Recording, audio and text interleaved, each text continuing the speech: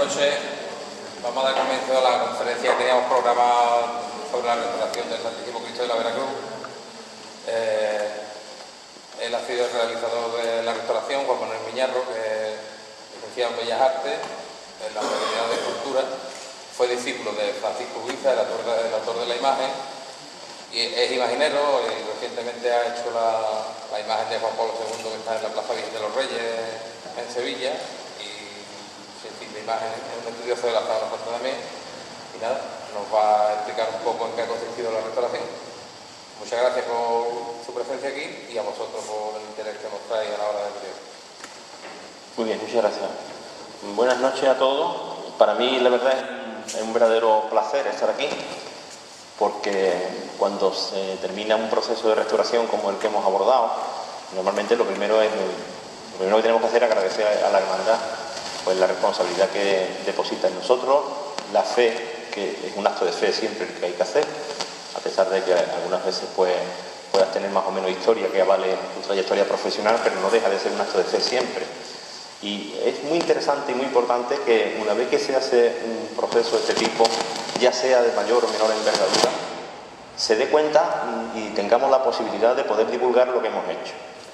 Porque yo creo que es una manera de justificar el trabajo que hace la Junta de Gobierno, premiar los desvelos que ellos tienen con respecto a sus imágenes titulares y al mismo tiempo también poder valorar en su justa medida la intervención del equipo de restauración en este caso. Entonces lo que vamos a ver es un resumen, un gráfico hecho ilustrado con imágenes también, para ver un poco en qué ha consistido todos los procesos de conservación y restauración a los que ha sido sometido la imagen del Santísimo Cristo de la Veracruz. Para mí también ha sido importante y especialmente significativo el hecho de intervenir en esta imagen, puesto que yo considero a Francisco Buiza mi maestro y mi padre en el mundo de la imaginería. Cuando yo me encontré con él, quizás por la casualidad de la vida, porque no fui a buscarlo, fue una cosa circunstancial. Yo estaba ya, en aquella época, estaba estudiando en la Facultad de Bellas Artes y yo no tenía ningún interés tenía interés por la imaginería desde el punto y hora de que alguien que nace en Sevilla y que está en el mundo cofrade, pues, en definitiva, pues sí, como me pudiese interesar cualquier otra cosa, pero yo estaba más interesado por mi formación académica, por terminar todos mis trabajos y mis estudios en la universidad y después por empezar una carrera docente. Ese era mi interés. Y la imaginería, bueno, la consideraba que en algunos casos había mucha caricatura, que era un arte quizá que estaba desprestigiado desde el punto de vista de lo académico. Y fue conocer a Buiza y darme cuenta de que efectivamente había algo importante en la imaginería cuando esa imaginería se ejecutaba con un fondo de escultura, con un fondo de escultor. Y fue lo que él me descubrió. Yo por eso a él lo considero, pues de alguna manera, mi maestro. Y realmente intervenir en una obra suya, pues para mí siempre es un verdadero honor. Y al mismo tiempo siempre lo hacemos con el cariño del recuerdo que nos trae él durante todos estos tiempos que ha estado la imagen en nuestro taller, igual que cuando ha habido otras imágenes suyas, pues más de una vez pues salen anécdotas, momentos que vivimos juntos y nos acordamos y vemos, y yo siempre de alguna manera digo, yo sé que me estás vigilando desde algún lugar y estás viendo lo que estamos haciendo, pero por otro lado también me queda la tranquilidad de que sé que estarás satisfecho y contento con lo que hacemos y que estarás en algunos casos preocupado por lo que se hizo en otras ocasiones, ¿no? En definitiva, lo que vamos a ver es pues una presentación PowerPoint. Está prevista para que funcione sin mí. De hecho a la hermandad le pasaremos una copia de esta presentación y al mismo tiempo pues una memoria de restauración que es conveniente hacer con los consejos de tratamiento y cómo preservar la imagen a partir de ahora. Es una presentación acompañada por texto, que pues ya le digo que de alguna manera puede ser algo que incluso puede ser publicable en un boletín. Simplemente hay que convertir lo que es el PowerPoint, ponerlo en posición vertical, en formato de pantalla, y a partir de ahí podría ser algo interesante porque es una colección, tiene una documentación gráfica valiosa para que comprendamos en qué estado se encontraba la imagen, que fue lo que motivó el proyecto de restauración, y cuáles han sido los tratamientos que se han aplicado. En fin, quizá a mí siempre me gusta poner las fechas claves del proyecto para situarlo cronológicamente. Veis que existe, en principio tenemos la inspección que se hace de la imagen por primera vez, Es una inspección in situ, en directo, que se emplea luz normal y también se emplea luz ultravioleta para valorar un poco el estado de conservación de la obra. Eso se hace el 11 de marzo de 2011. El informe y proyecto de restauración se presenta y se fecha el 1 de mayo del 2011. La firma del contrato y los comienzos de los trabajos se produce el 21 de marzo y la entrega el 25 de octubre. Y la fecha de hoy, evidentemente, que es la fecha en la que estoy dándole un poco cuenta a la hermandad y a los cofrades de Pila de la intervención que hemos hecho con la imagen. Y estas fotografías, pues tenía intención de incluirlas porque, como yo he hecho ya en otras ocasiones, cuando voy a hablar de una imagen de mi maestro, siempre miro hacia arriba y le digo, con la venia, maestro. Y entonces, de alguna manera, esto es un homenaje a su figura. Yo no sé si más de uno conocéis ahí cómo era Francisco Buiza, su aspecto físico, es una persona que se nos ha ido relativamente hace poco tiempo, es de los artistas que podemos recordar de alguna manera. Hay otros que no sabemos cómo eran ni qué imagen tenía, pero él, nosotros como amigos que fuimos suyos y discípulos y personas que lo queríamos, lo tenemos muy presente, ¿no? Y muchos cofrades que tienen imágenes de Buiza, pues también lo tienen presente por esa cercanía que tiene en los tiempos. Este es él trabajando en una de sus imágenes. Y aquí vemos esta fotografía, que para mí tiene un interés especial, puesto que esta se hizo 2 días antes de que ingresara en la Cruz Roja de Triana para hacerse una biopsia. Bueno, y de hecho ingresó para esa biopsia, a partir de ahí pues se detectó que había un tumor y en definitiva no lo volvimos a ver en el taller. O sea que prácticamente yo creo que eso fue de los pocos días que él estuvo en el taller y ya después no volvió. Y es quizá una de las fotografías más interesantes que tiene porque revela su verdadera humanidad. Fijaros aquí, se ve un hombre áspero, parecía que tenía un mal carácter, es la fama que tiene por ahí, un hombre de mal carácter, muy encarado con la gente, no era simpático. Es todo lo contrario. Buiza es esto, esta foto. Él estaba preocupado, él sabía que lo que tenía no era bueno, estaba muy pesimista y me puso esta cara y además él fue el que dijo, Chacho, ¿tienes ahí fotos de las que te dan sobrado? Pues hazme una foto que esta va a ser la última. Le dije yo, ¿la última de qué? Y salimos justo al taller, esto es un pasillo que hay en la Casa de los Artistas, y este es el maestro que tenemos nosotros en el recuerdo y en el cariño, ¿no? Este rostro que veis aquí, ¿no? Bueno, y este es él dándole los últimos toques a la imagen del Cristo de la Veracruz.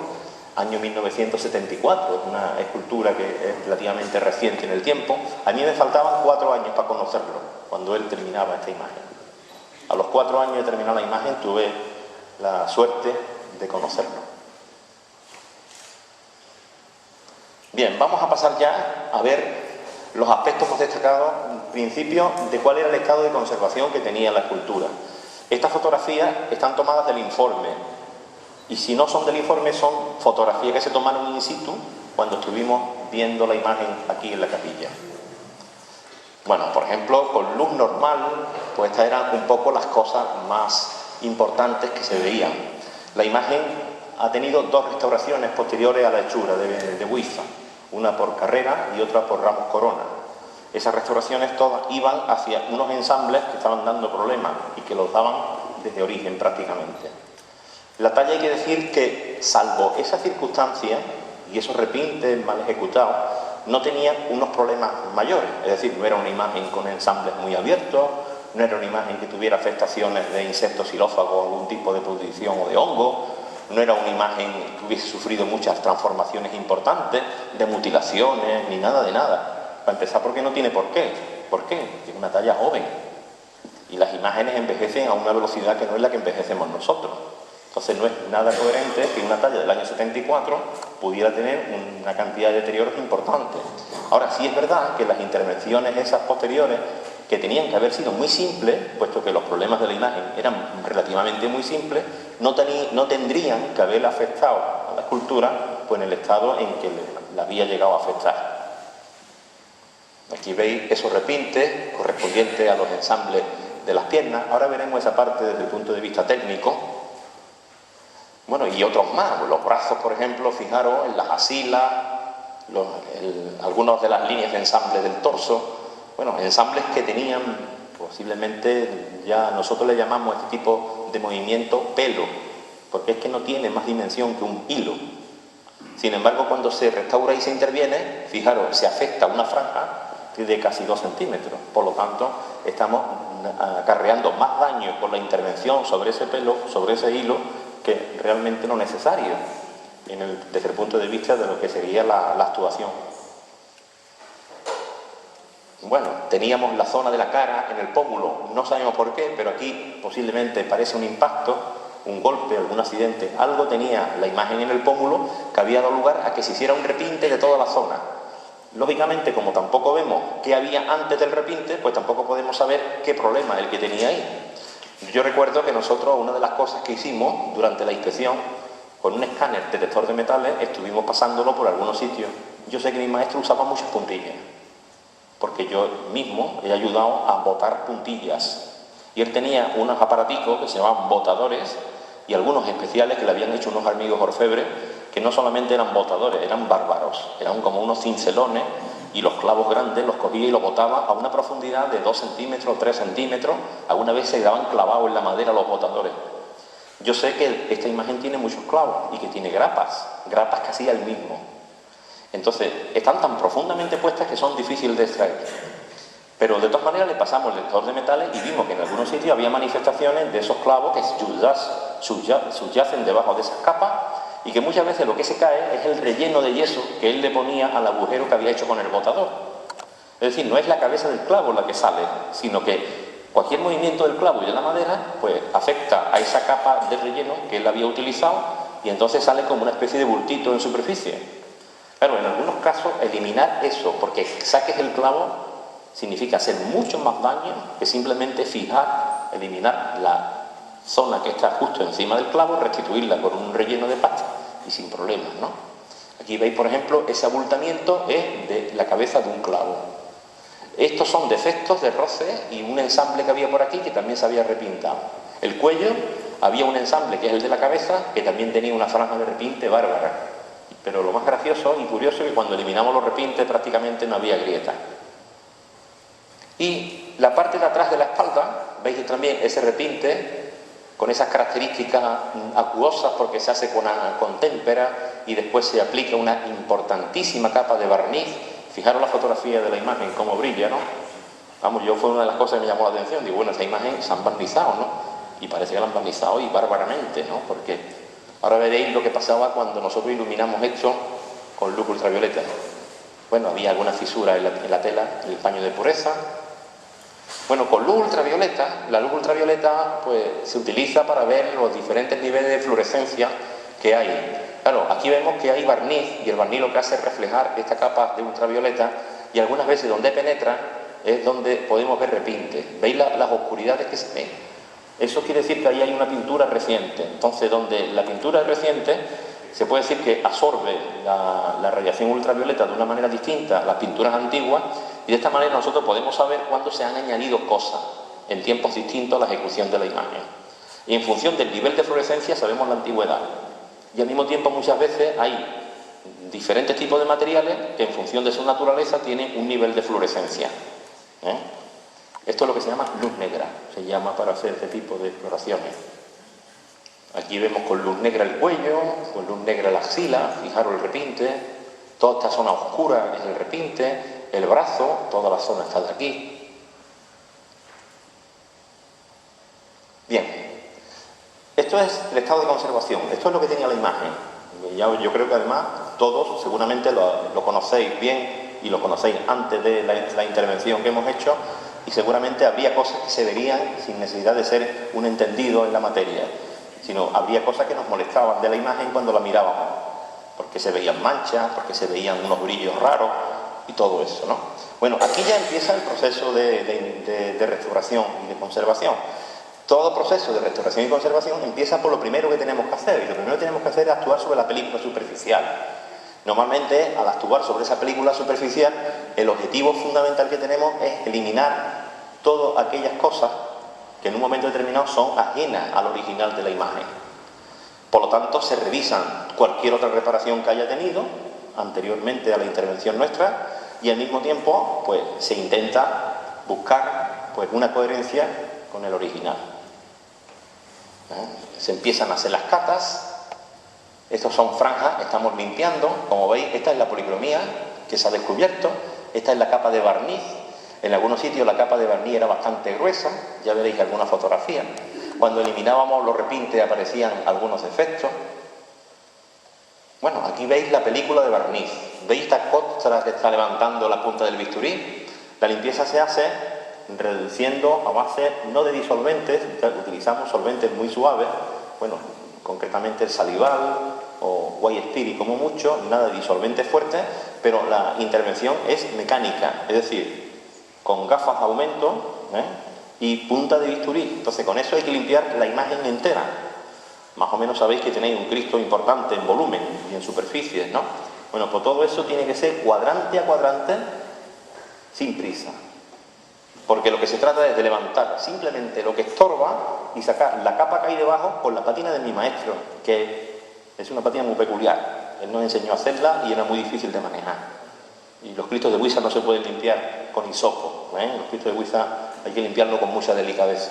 En definitiva, fijaros, esto es el gran problema que teníamos ahí. Claro, tras la eliminación de todos los repintes, aparecen las franjas de ensambles que se habían tratado en anteriores restauraciones, no solamente en la última, sino en la anterior.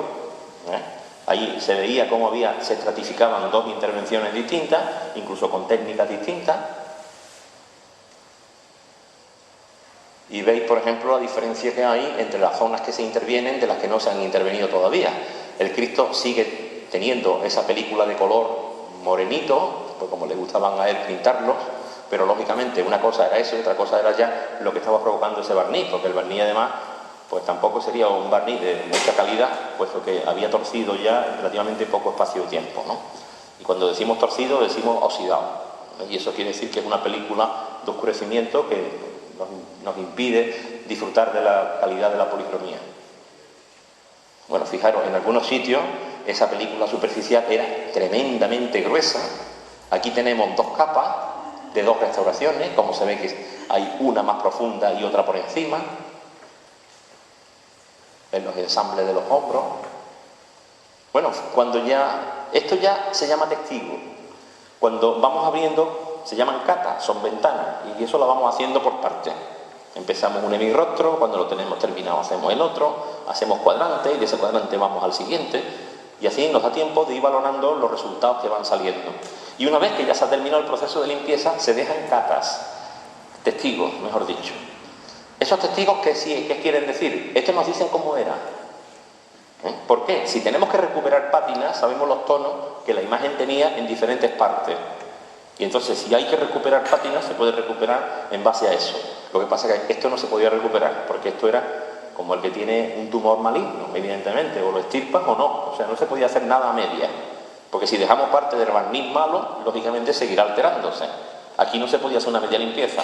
O lo quitabas todo, o más vale que no quites nada. Porque para hacer una especie de medio limpieza de estas raras, que después la imagen viene, que parece que lo estamos viendo a través de un filtro, pues eso, verdaderamente a mí ese tipo de actuación no me interesa en absoluto. Porque estas cosas hay que hacerlas con el criterio de que intervenimos hoy y no vamos a intervenir más. Los tratamientos de consolidación de ensamble. Una vez que ya hemos limpiado, ya hemos quitado las restauraciones anteriores, entonces ahora vamos a ver cómo resolvemos esos problemas que eran, como ya digo, no importantes, pero sí lo suficiente como para que hayan provocado intervenciones anteriores y que dieron lugar a que la imagen presentara un aspecto general que verdaderamente no era el más apropiado, ¿no? Esto lo pongo siempre para que de alguna manera entendamos qué es una escultura de este tipo.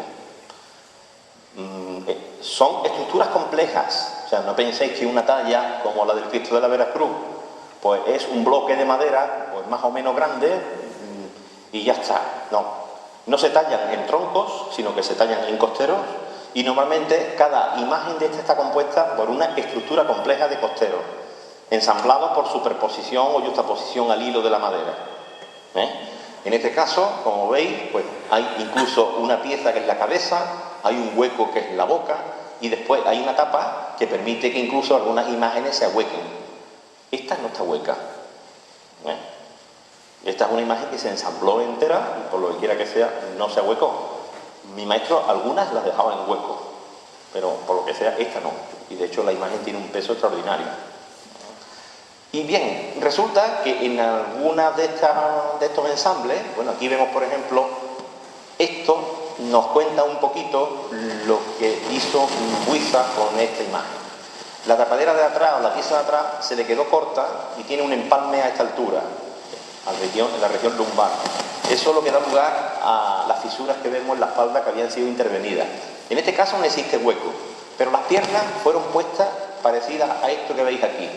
No existe un espigón aquí, pero fueron puestas de esta manera. Es decir, yo cuando trabajaba con él, en algunos casos, sobre todo en los crucificados, siempre una de las piernas, una vez que se estaba tallando, se rompía la pierna, se rompía el hilo.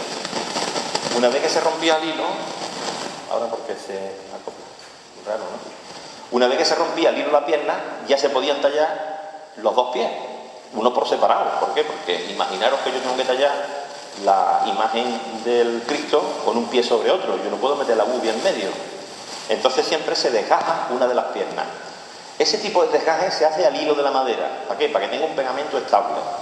Bueno, pues en este caso las dos piernas están desgajadas, pero no desgajadas, sino cortadas, no al hilo, sino por texto. Y después toda esta zona está grapada con puntillas. Aquí vemos ensambles, ya en el proceso de resanado, la cabeza.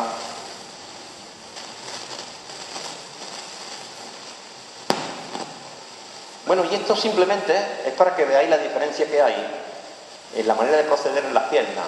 A mí ha sido una de las cosas que me ha sorprendido de esta imagen, porque yo, conociendo las técnicas de él, he visto que ahí el ensamble que hizo, lo hizo rompiendo todo lo que es el hilo de la madera y haciendo un pegamento por cabeza.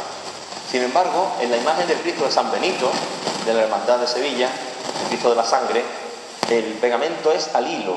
Por ejemplo, este crucificado que está aquí, el pegamento es al hilo de la madera, no es en el sentido transversal. Por lo tanto, esto es pegarlo y no hace falta nada más que meterle una espiga, como él le metió al Cristo de San Benito. A este Cristo no le metió espiga, sino que cogió toda la superficie y la rodeó de grapas, toda la superficie del ensamble. Aquí vemos que, claro, las fisuras que son ensambles hay que abrirlas en profundidad. ¿Por qué? Porque la técnica que utilizamos es inyectar una resina eposídica, un pegamento eposídico, para rellenar todos esos elementos que han provocado separación. Aquí veis cómo se está inyectando el aglutinante eposídico, concretamente es el Analdi M. Hay que inyectarlo en principio buscando la gravedad, porque intentamos que la gravedad nos ayude a resolver el problema.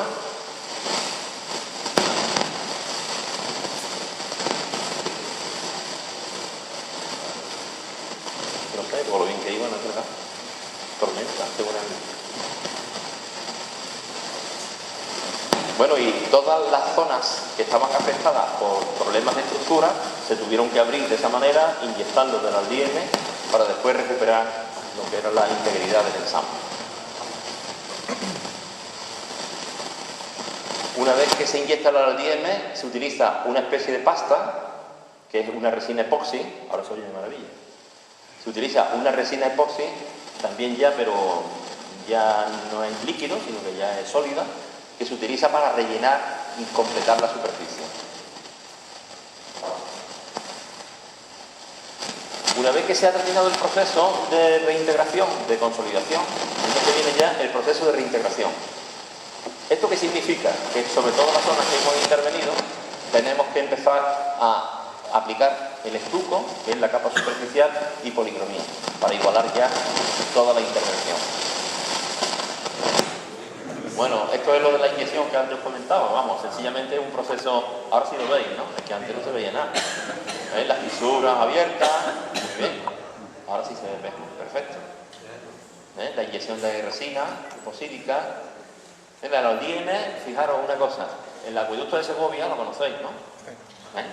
Eso lleva muchos años levantado, ¿no es verdad? Y resulta que no tiene argamasa. Las piedras están colocadas en llaga pura. Y eso no se ha caído, ¿no es verdad? La restauración que se hizo hace unos años, porque se veía que había debilidad, pues consistió en inyectar esto, haciendo con una serie de guías haciendo unos barrenos, inyectando la resina epoxi para que la resina epoxi abroche todas las estructuras de piedra y le den integridad a lo que es la estructura del acueducto, ¿no? O sea, la imagen hemos utilizado ese tipo de resina. Este tipo de resina lleva ya utilizándose en restauración hace ya unos cuantos años, bastante, ¿no? Prácticamente desde finales de la década de los 70, la casa Siva empezó a fabricar este tipo de resina, que nosotros en los talleres la bautizamos con un nombre pues, que nos venía muy bien, que era madera sintética. Y esa madera sintética se podía utilizar masilla o se podía utilizar en líquido. El líquido lo utilizamos para consolidación y en masilla para lo que era reintegración de soporte. Aquí la veis, en masilla es esta. Por ejemplo, ahora la franja, esa problemática de los muslos del Cristo, que tenemos ese problema, pues evidentemente solución técnica no tiene, porque la solución técnica sería que ahí no hubiera ese ensamble, pero está ahí. Lo que sí es verdad que hay que tomar medidas auxiliares. Aparte de esos rellenos que le hemos puesto, a la imagen le hemos puesto un sistema de colocación en la cruz que creemos que no va a dar problema más. Ahora empezamos con la reintegración de estuco. El estuco es la capa de sulfato de cal con cola que se da en toda la zona donde hay que intervenir o se ha intervenido estructuras. Aquí veis, por ejemplo, en la franja de la espalda, en los ensambles de los brazos, en el ensamble del cuello, en el desconchón de la cara y de la ceja, en las zonas del pelo que había pérdida, en los brazos, en el ensamble de las piernas, sudario. Y bien, una vez que ya se ha aplicado pues todo lo que es la capa esta de yeso, se lija finamente, y una vez que se lija finamente se empieza lo que es la reintegración de color. Que fijaros, la reintegración de color solamente tiene que afectar a la zona que lógicamente se ha intervenido. No te puedes montar mucho más, porque si te montas mucho más es cuando se embarra y ya queda una capa sobre otra capa y lógicamente se notaría. Claro, hay quien dice, para que no se note pinto el Cristo entero. Claro, es el camino más corto. En restauración, la gran dificultad que tiene la reintegración es que te tienes que adaptar a lo que falta. Y todo lo que sea montarte en lo que hay alrededor, normalmente suele fallar y con el tiempo suele dar problemas. Es lo verdaderamente difícil, aparte de que también en restauración de imaginería profesional y devocional se exige que las reintegraciones sean invisibles. Por ejemplo, en museo pues, se aplica el criterio de la diferenciación, se hace el regatino, se hace a bajo nivel, pero esto nadie lo acepta, un cofrade no acepta que de pronto la imagen tenga una serie de franjas, donde se ve un color diferente o una textura distinta. Claro, hay que adaptar las técnicas que se utilizan en imaginería, hay que adaptar la restauración. Por eso se utilizan unos pigmentos especiales, con un procedimiento especial, que no es la técnica original de policromar, es algo distinto. Bueno, simplemente es para que veáis la diferencia ya de lo que es el proceso de reintegración. Ponemos la imagen tal como se veía con luz normal, fijaros la cantidad de barniz, le daba esta película amarillenta, quizás la luz también lo exagere, porque claro, esta fotografía se ha hecho en el taller con unas luces que tienen una temperatura de color que posiblemente te lo den más amarillo de lo que estaba, pero esta fotografía la hice aquí, esta fotografía no es del taller, esta es del día de la inspección. Y ahora veis, por ejemplo, una fotografía casi del mismo ángulo, estamos viendo todo esto y vemos que hay un cambio sustancial en el color de la imagen, pero un cambio sustancial que le favorece enormemente. Y aparte de eso, pues ya vemos que no existe una discontinuidad en la zona de ensamble. Fijaros, se había llegado a retocar una zona enorme y aún así no se había podido conseguir igualar una cosa con la otra. Aquí vemos la misma zona durante el mismo proceso de reintegración. Bueno, y aquí vemos, por ejemplo, la espalda antes, la espalda después. Como veis, todo sigue siendo igual. Quizá, yo recuerdo en una de las ocasiones que me visitaba la Junta de Gobierno, que, bueno, parece que tiene más sangre el Cristo, se le nota más la sangre. Evidentemente, el contraste que hay ahora es distinto al que había. Pero la sangre es la sangre que había, no hay más ni menos. El único problema, bueno, o no problema, simplemente cuando tú quitas todo ese tono amarillo y oscuridades que había en la imagen, en algunos sitios los hilos de sangre ahora se ven mejor. Bueno, como veis, la continuidad que tiene la espalda ahora, pues no es la continuidad que tenía la espalda antes de la restauración. Eso mismo lo podemos ver ahora, en la zona de la axila durante el proceso de reintegración. el aparejo, la imprimación previa y poco a poco nos vamos acercando al color hasta que se consigue igualar el tono y ya una vez que se iguala el tono hay que igualarlo con la pátina.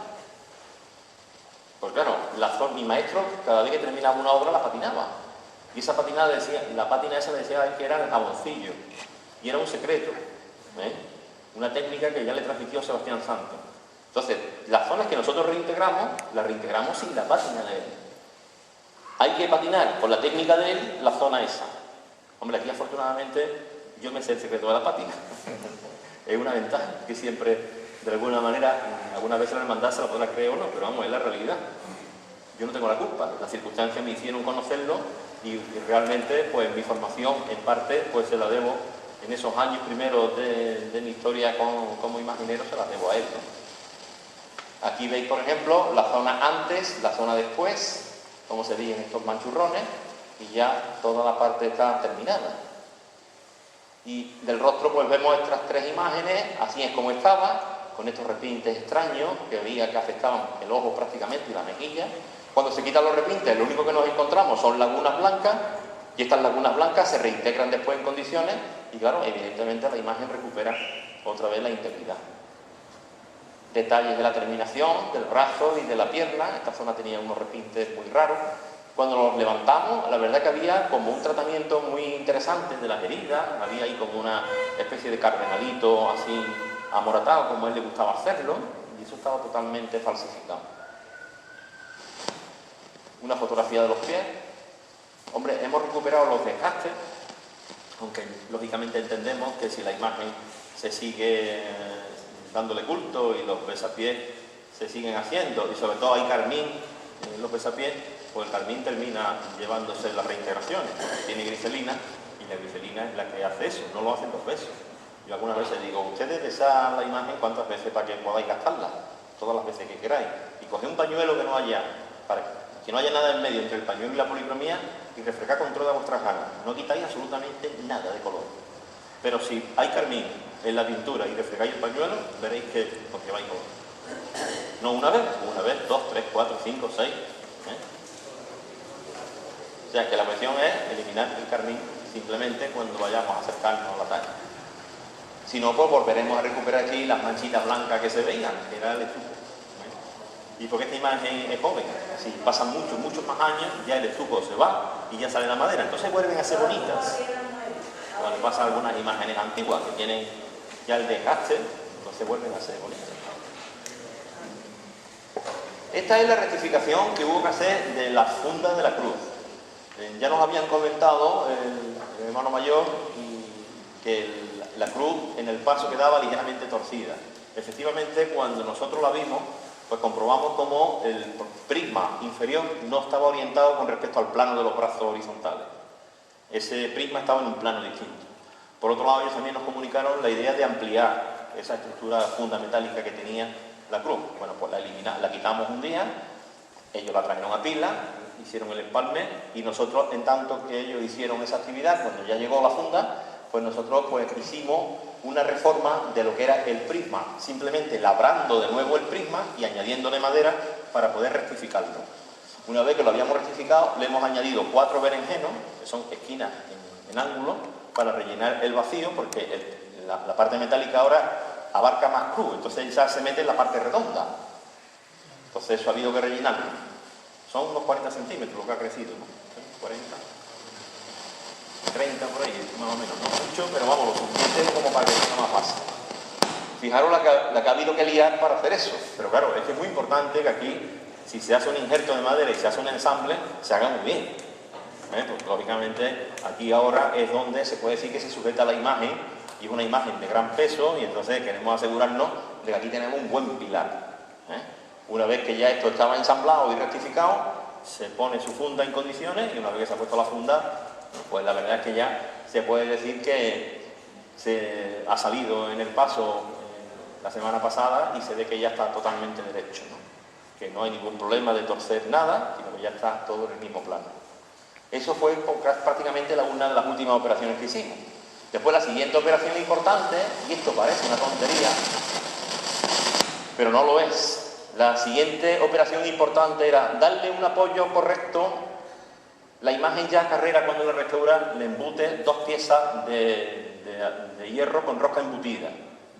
O sea que el Cristo no estaba cogido a la cruz como mi maestro lo puso. Mi maestro lo ponía con un tirafondo, un tornillo y rosca madera. 1 o 2 tornillos, pero rosca madera. ¿Eso qué quiere decir? Hombre, que no es una garantía para muchos años. Puede ser que lo sea, pero la rosca madera se puede debilitar, los tornillos son de hierro, se pueden oxidar, en fin, hay una serie de cosas, ¿no? Carrera es un hombre que yo siempre he considerado que es un gran restaurador. No en vano, pues fue uno de los responsables de los museos de los talleres del Museo de Bellas Artes de Sevilla durante bastantes años. Y ha intervenido en imágenes importantísimas de la ciudad, como es, por ejemplo, el Cristo del Calvario, como es el Cristo del Amor. Es decir, que por Carrera han pasado imágenes de la Virgen del Rocío, del Monte, por ejemplo, ¿no? Estamos hablando, y la Virgen de Belén. O sea, que Carrera es un gran restaurador. Y la intervención que hizo en el sistema de la cruz, pues la verdad que perfecto, eso se ha quedado. Nosotros comprobamos que existían los tornillos con su rosca madera y eso se ha dejado. Entonces, en el sudario, la imagen tiene esas 2 especies de espigas con sus barritas roscadas interiores, perfectas, y lo único que hemos hecho es ponerle un punto más de apoyo. Es decir, esto es un relleno de madera para que no apoye la imagen en un solo punto, sino que cuando tiremos de este tornillo, el tornillo no tire en vacío, sino que llega un momento en que tú ya, por mucho que apriete, no puedes bajar más. Porque si nosotros forzamos el tornillo y la imagen baja, lo que hacemos es apretar los talones contra la cruz. Y si apretamos los talones contra la cruz, se rompen los muslos. Y si no se rompe, se tensiona. Y ahí hay un ensamble inestable que lo va a hacer siempre.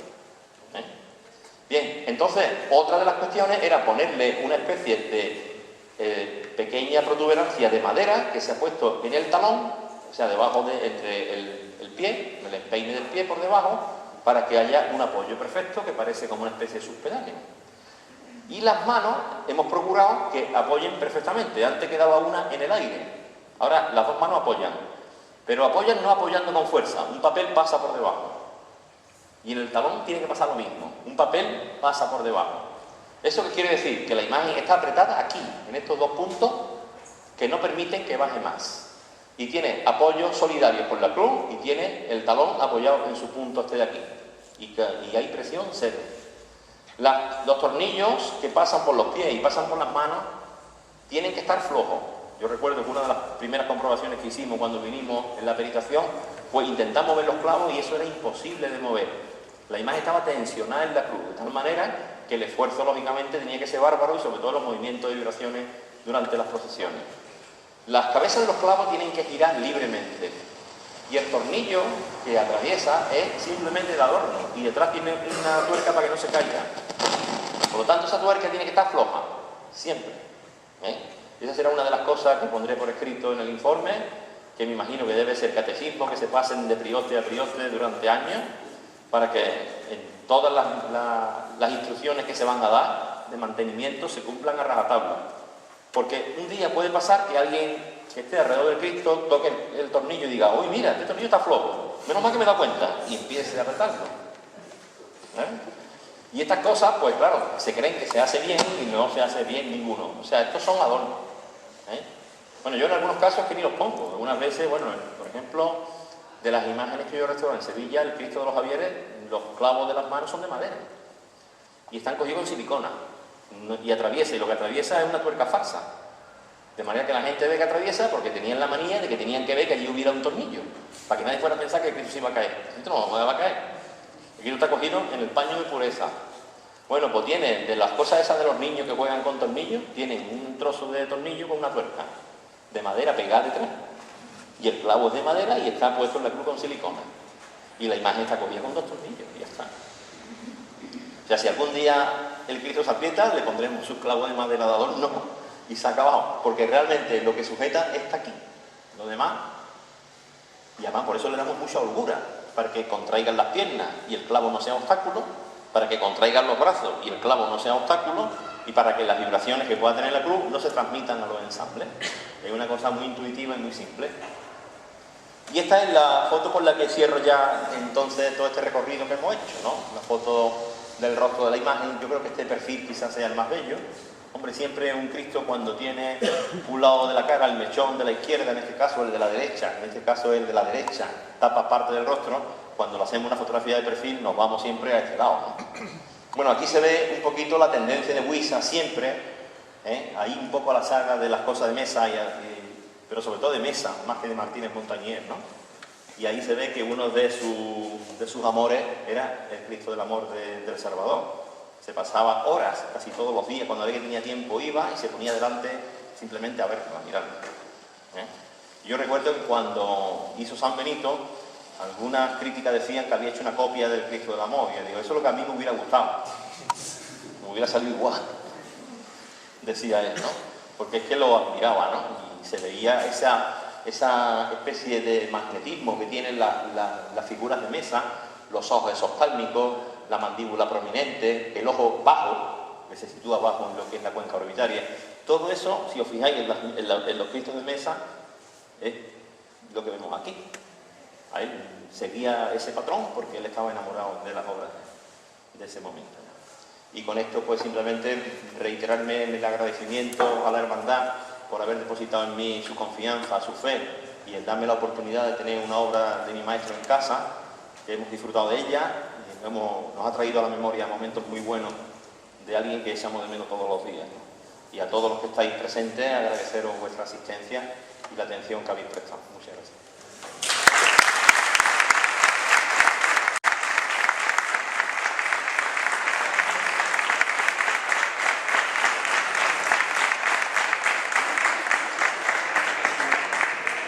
Bueno, como habéis podido comprobar, yo creo que la hermandad en este caso ha aceptado la elección de restaurador de Cristo y yo creo que desde hoy la hermandad tendrá como referente para alguna ocasión, algún problema que pueda surgir en la imagen, evidentemente buscar al doctor de la imagen. Y con ese motivo pues, le hacemos un obsequio de la foto de Cristo para que lo tenga en el estudio de recuerdo. Muchas gracias, Antonio.